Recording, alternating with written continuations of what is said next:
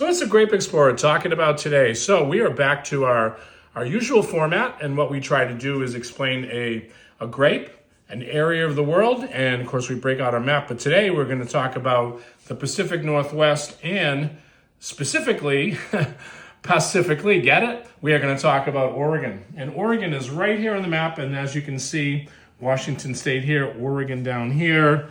And we had a recent trip in December out here to Portland, and we went to a little place over here called Newburgh. And Newburgh is a really happening place. There was a friend of ours who told us, if you want to go out for the day, there's a very interesting chap who just started his business. He's not a chap, he's actually a Frenchman.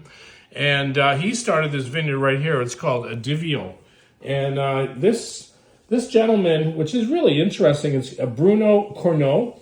Bruno was from Dijon, and it's quite a nice and interesting little history, just to give you a little bit of a spin on him.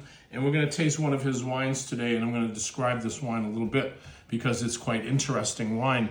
But, he came from Dijon, and I would say about 20, 25 years ago, and he was very close friends with the Drouin family. So Veronique Drouin and Joseph Drouin, who started Drouin Estates, actually wanted him to be like a vineyard manager. They were looking for somebody that had Burgundian skills.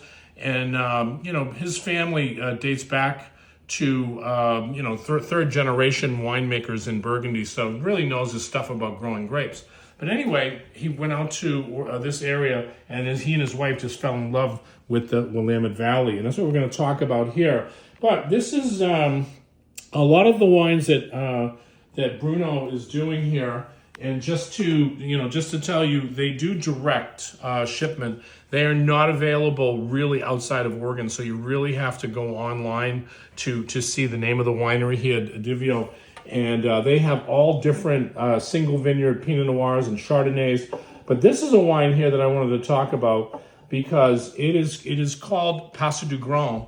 And actually, that is an appellation in France. A lot of people, even in wine circles, don't really know this Burgundy appellation.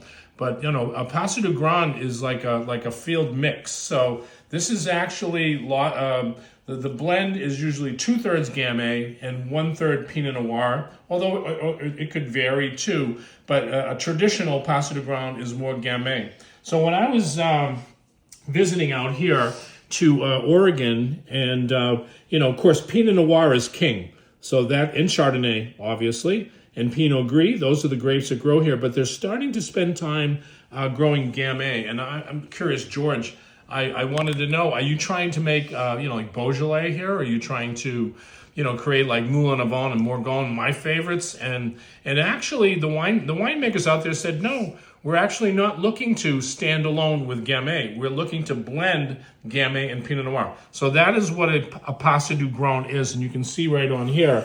Now, he cleverly calls it Passetoutgrain because, obviously it is a terminology in Burgundian thoughts to make what is called a field blend. There's no such thing in Burgundy as a field blend. Everything is Pinot Noir or Gamay. So to make a blend like that, and I was buying Passetoutgrain from Burgundy about 25, 30 years ago, so I knew this wine. So when I tasted it, I said, oh my God, he's making a Passetoutgrain in Oregon. Who's doing that? Nobody. So anyway, we just we wanted to spend some time not only talking about Bruno's estate, because we had a fabulous time out there. And if you're ever out in that area, remember, you have to go to Newburgh. It's about a 45-minute drive from Portland, and into wine country here, which is very close. And Newburgh's a cool place. They got a lot of restaurants and everything. But let's smell this wine. So you get a lot of fresh berries and beautiful, almost like red currants and red fruits, cherries. Obviously, you're going to get from the Pinot, but just beautiful spice tone. It has a little bit also of that kind of dusty earthiness, which I think that Oregon obviously has. Let's taste this wine.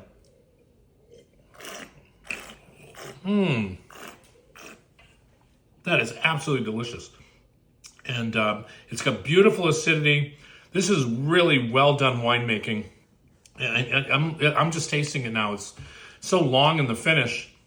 And this is a wine that, you know, if you buy Pinot Noir out there, usually they're running $100, $80, could be $200, depending on the producer. This Passetoutgrain is sold at the winery for about $35.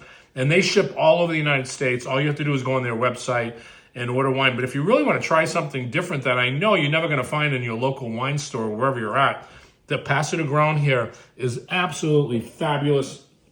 And Oregon is on the march, and they're making really great wines. Again, this is a blend of Gamay and Pinot Noir, but this is absolutely delicious. And I think it's for everybody to try to see. Again, this is a Grape Explorer. We're always looking to find really interesting wine to bring to the plate, and today we brought a great one. Cheers.